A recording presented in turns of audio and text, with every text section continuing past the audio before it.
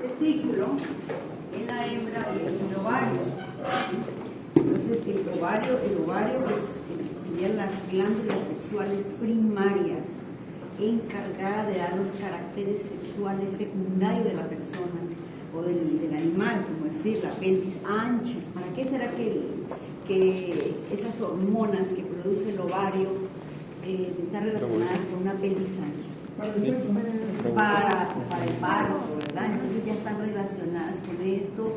El sonido de la voz, no sé si se han dado cuenta, pero el mugido de la vaca es diferente al mugido del toro, ¿verdad? ¿Cierto? Cuando una perrita ladra, claro que hay perritos que ladran como perrita, ¿verdad? Pero en realidad, si no estuvieran castrados, si no estuvieran esterilizados, el volumen, el sonido del ladrido del perro es diferente al de la hembra, el macho de la hembra. O sea, quiere decir que esas hormonas que producen estos órganos sexuales primarios están encargados de dar los caracteres sexuales de un animal o de una persona. ¿Sí? ¿Está claro? Así como el aumento de la manzana, ¿cómo se llama la manzana? ¿Cómo se llaman?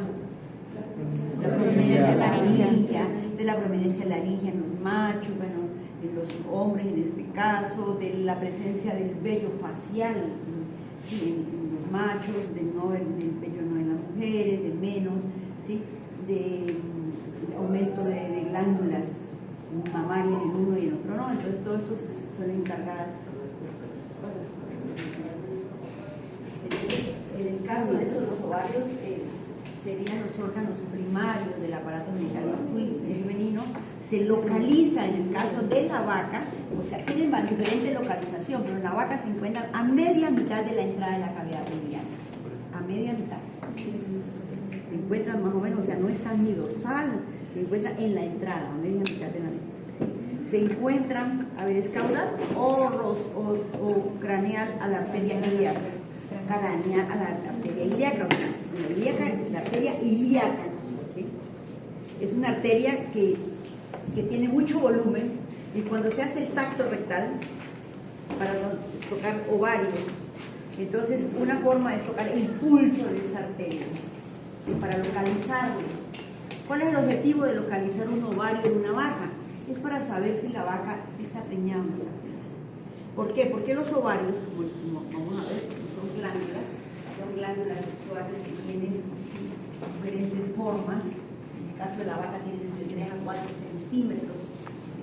4 centímetros son pequeñitas, ¿sí? Por 3 de diámetro, por 3 y 4 de largo. Son muy chicas, relativamente chicas. Si lo ponemos a ver el tamaño de la vaca con el tamaño del ovario, si comparamos con la perra, son muy pequeñas en realidad, porque el de la perra son relativamente grandes, porque no son como la tercera parte de la vaca cuando la perra tiene un tamaño muy pequeño. ¿Sí? Estos ovarios se localizan entonces a media mitad de la entrada de la cavidad pelviana. ¿Sí? Se encuentran sujetos al ligamento ancho del útero. ¿Sí?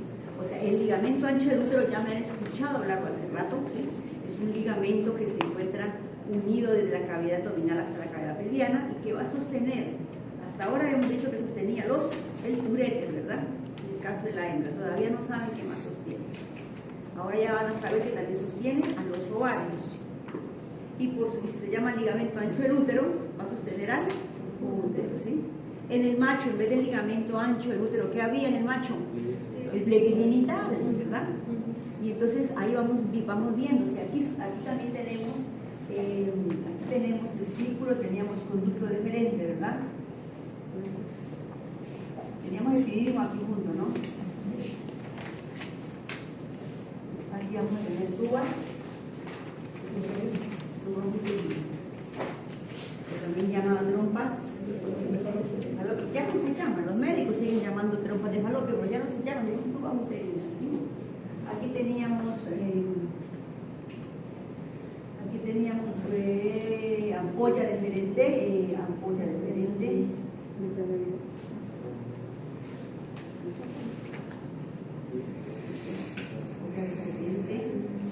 acá vamos a tener prácticamente útero. Ya no hay un útero, en el caballo se quedó como un útero masculino. Entonces vuelvo con los ovarios, que eran glándulas sexuales o las gónadas femeninas. ¿Qué van a producir? Van a producir ovocitos que se van a convertir en óvulos, que va a ser fecundado por el espermatozoide y el que va a formar un embrión, ¿sí? Que va a formar un huevo y luego un embrión. Y también produce hormonas hacia la sangre, o sea que igual que el testículo es una glándula sexual mixta, o sea, es decir, tiene una función endocrina y una función exocrina. La función exocrina va a producir ovocitos y la endocrina, ¿sí?, va a producir hormonas sexuales como el estrógeno y como la progesterona. ¿Qué hacen estas hormonas? ¿Quién hace que el ovario produzca esas hormonas? ¿Cuál era la jefa? ¿Cuál era la jefa de los testículos? La jefa de la tiroides, la jefa de las adrenales. ¿Cómo se llama? La glándula hipófisis. Todavía ustedes no la han visto, la han escuchado algo, todavía no la han visto. Ya saben que se encuentra en la silla turca del encéfalo, ¿verdad? Pero todavía no la han visto, ¿verdad? Esa cuando ya lleguemos a encéfalo, porque vamos viendo el sistema endocrino a medida que vamos avanzando, ¿cierto? Entonces, esta glándula es la que le va a ordenar al testículo para que produzca hormona, o sea, va a mandar en hormonas para que el testículo comience, para que el ovario comience a madurar. Igual le mandaría la misma al testículo para que madure, para que haya espermatogénesis y madure todo, ¿sí? Aquí para que el testículo, para que el ovocito comience a madurar, a diferencia del macho y la hembra, los ovocitos ya están formados, no sé si recuerdan eso. El macho tiene espermatogénesis constante toda su vida, pero la hembra no, recuerdan, los ovocitos ya quedaron, solamente que van a ir creciendo y madurando, ya no hay proceso de multiplicación en el ovario, entonces simplemente van creciendo y madurando. Entonces la hipófisis ordena al ovario para que produzca hormonas que hacen que se madure un ovocito, ¿sí? Y a su vez, cuando este ovocito sale mediante un proceso que se llama ovulación, creo que ya la vieron también o no. ¿No la vieron? ¿No la vieron en embriología? ¿Sí? Que se llama ovulación, que tiene diferentes etapas, diferentes en la vaca, en la yegua, en la perra, tiene diferentes días, ¿sí? Por ejemplo, la perra se demora como hasta 4 meses para producir un nuevo ovocito, una nueva maduración. A diferencia de la vaca, que es cada 21 días, ¿sí? La yegua cada 28, igual que las mujeres, ¿cierto? Entonces, en este caso, cuando se produce la maduración de ese ovocito, se produce otra hormona que se llama progesterona. Se llama progesterona, significa progestación. Es una hormona que va a preparar al útero para que ese huevo que ya fue fecundado se implante, se pare en la pared del útero y pueda ser alimentado. Este ciclo corre cada temporada. Si no hubo preñez, la progesterona igual fue el útero, preparó el útero, y como no hubo preñez, hay retroceso y regresa el nuevo ciclo. No sé si quedó claro un poquito esto. ¿No quedó claro? ¿Sí quedó claro? Entonces, sí. Entonces, el ovario va a producir. ¿Quién lo gobierna? Lo gobierna la hipófisis a través de hormonas, ¿sí? Hormonas que se llaman FSH, que es para que haya maduración, y otra que se llama LH para que haya ovulación y producción de progesterona. Entonces aquí les explico el ovario. ¿Sí? El ovario, ¿sí?, tiene dos partes. O sea, vamos a ver la estructura del ovario. Primero tiene una serosa. Una serosa porque está en cavidad, ¿verdad? Una serosa, pero a su vez tiene una albuginia. Tiene una capa albuginia. Como toda víscera parenquimatosa tiene una capa albuginia que hace que esa capa, así como en el pene, esa albuginia que mandaba hacia el interior como láminas, así como cuando el hielo se mandan así como así, manda láminas hacia el interior. Eso es como para producirle un esqueleto al parénquima, como para que el parénquima se asiente. Entonces tiene una albuginia, tiene una corteza y tiene una médula, ¿sí? Una corteza y una médula. Y en la corteza, ¿qué hay? Que ahí están todos los ovocitos de primer orden, de segundo orden, y ya los que van a ser los que revientan de tercer orden, ¿sí? Entonces ahí están, alrededor de todo eso se encuentran todos estos, están muy pequeñitos, Y en la médula hay vasos sanguíneos, van a haber vasos sanguíneos que alimentan la corteza. Entonces, en la médula solo hay vasos sanguíneos y en la corteza están todos los ovocitos. ¿Cuántos? Miles. No sé, como 400.000, no sé cuánto era que había, pero ellos, la hembra nace con sus óvulos para toda la vida hasta que llega una época.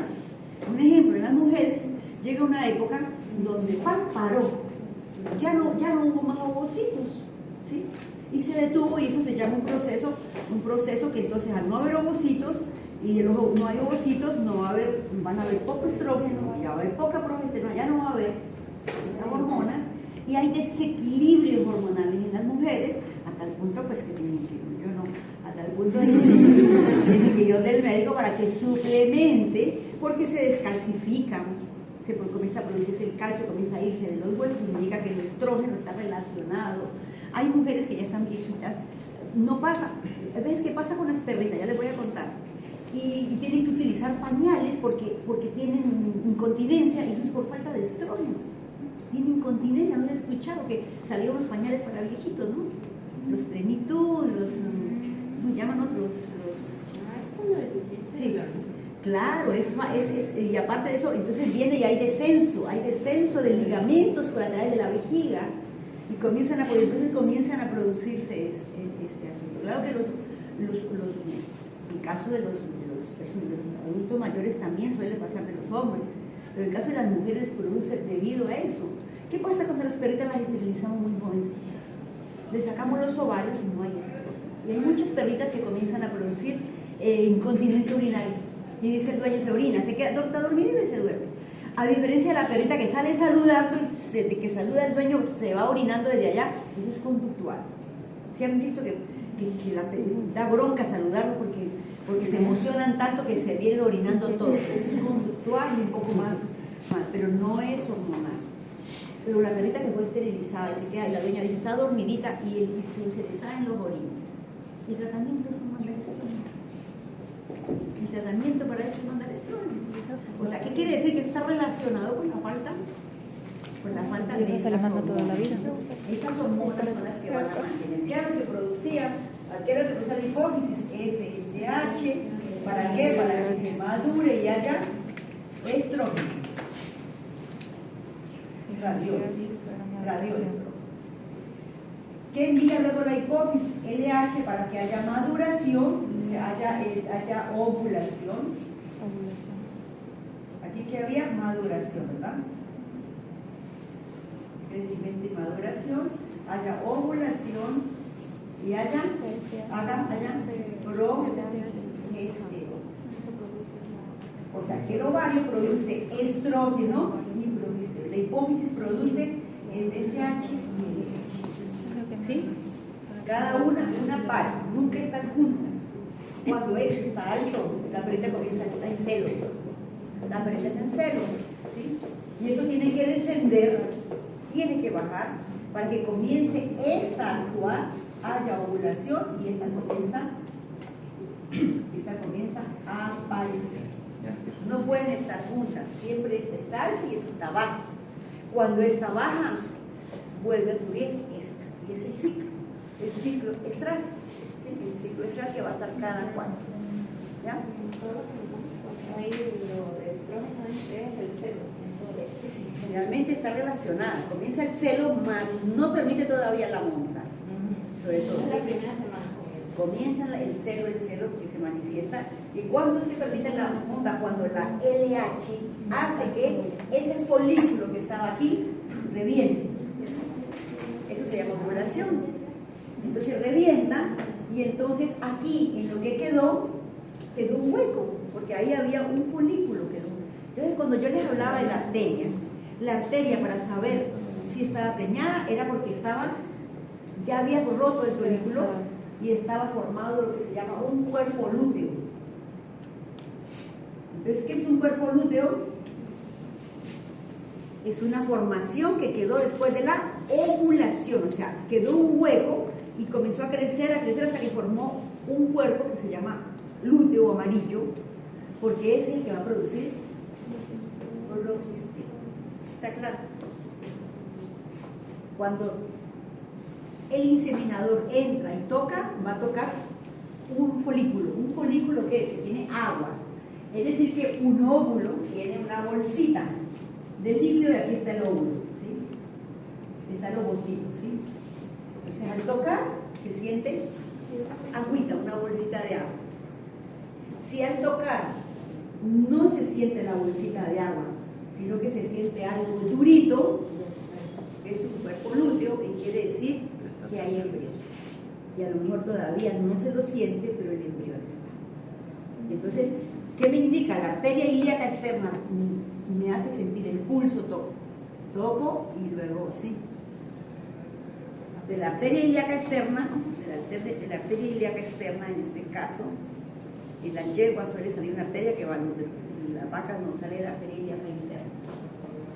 Entonces me indica que ahí cerca está el ovario y puedo tocar. Entonces ellos para detectar preñez tienen que tocar ovarios y tienen que tocar cuerpos lúteos. ¿Quedó claro? Primero está un ovocito, un óvulo que tiene adentro un ovocito, ¿sí?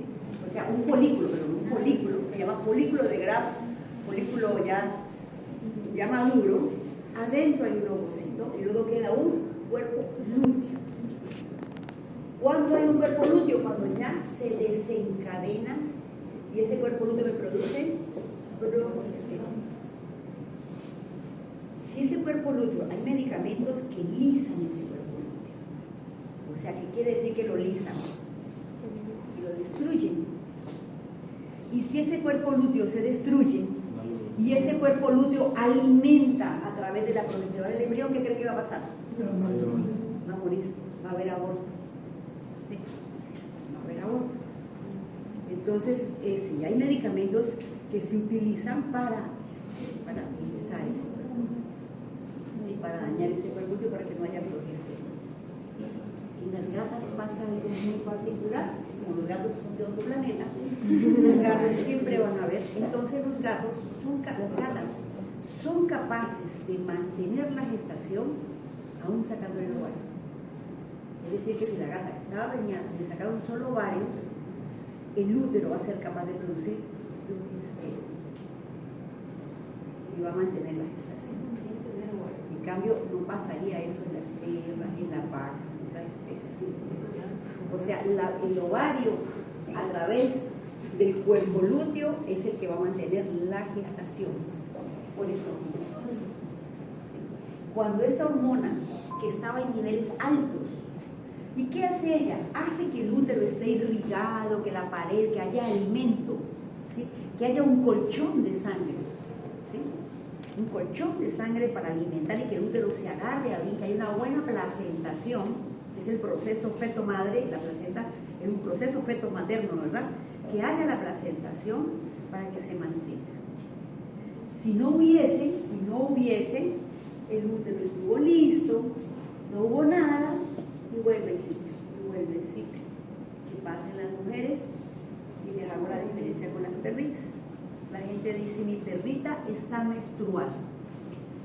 No, la perrita no está menstruando, las mujeres sí están menstruando. El sangrado de la perrita no es el mismo sangrado de la mujer. Les cuento por qué sangra la perrita. La perrita sangra aquí en este proceso, cuando está en celo, porque hay mucha irrigación, mucho vaso sanguíneo, está porque las hormonas están funcionando y ella está pues con todo su sistema alterado, ¿sí? porque está en celo, porque está deseando el macho, está llamando al macho, está mandando señales a través de la sangre. Todas las perritas sangran, muy poquitas. ¿Qué sucede? No pasa nada. ¿Qué es lo que sucede? Se rompen los vasos sanguíneos.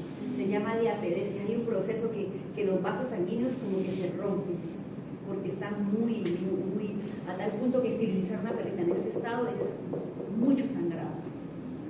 Es preferible esperar que la perrita le pase el celo porque hay mucho riesgo, mucho sangrado. Entonces ese sangrado es como que se rompen los vasitos y por eso la sangre de la perrita es roja, es bien roja.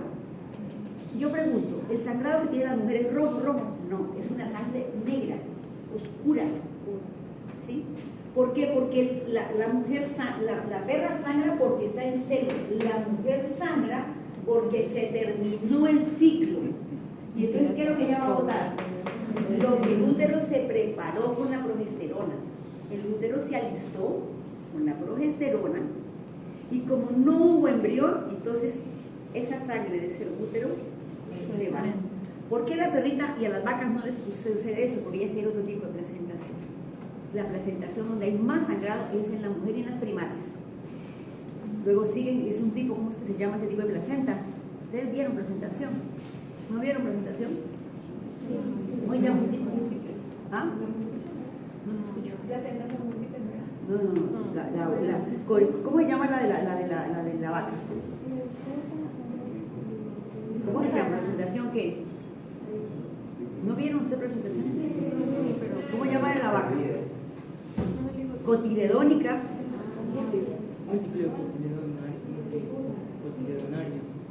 ¿Cómo se llama de la yegua? Difusa.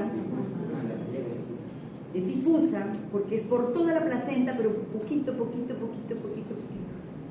¿Cómo se llama la de la perra? Que ya tiene un sangrado que hay más profundo. Todas esas presentaciones dependen del número, del grado de relación feto-madre. Yo no me acuerdo de eso. Del grado de relación. En el caso de la yegua hay muchos porque apenas se tocan los vasos sanguíneos. Cuando se desprende eso, no hay casi sangrado. La vaca tiene solo por partes, que llaman cotiledones, ya vamos a ver, solo partecitas. Entonces el sangrado. La perra es más fuerte, pero es en franja, se llama zonal, placenta zonal, es solo una franja. Y la hembra se llama, y en las mujeres se llama discoidal, o sea, es un disco, pero el grado de relación es profundo, muy profundo, a tal punto que cuando la placenta se desprende, se va llevando parte del útero de la madre. ¿Sí? Y entonces hay mucho sangrado, o sea, queda lesionado el útero de la madre, es como que arrancan un pedazo del útero. ¿Sí? Y de ahí venía el término que las mujeres decían, está en los 40 días de recuperación, que le llamaban los 40 días de la dieta, que le llamaban, ¿no?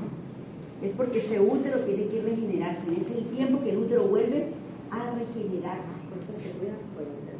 Sí, o sea, no es que, en cambio no sucede en las otras especies, en la perra se va ligeramente, pero no se lleva útero, en la mujer sí se lleva. Por suerte es un pedacito nomás, es discoidal.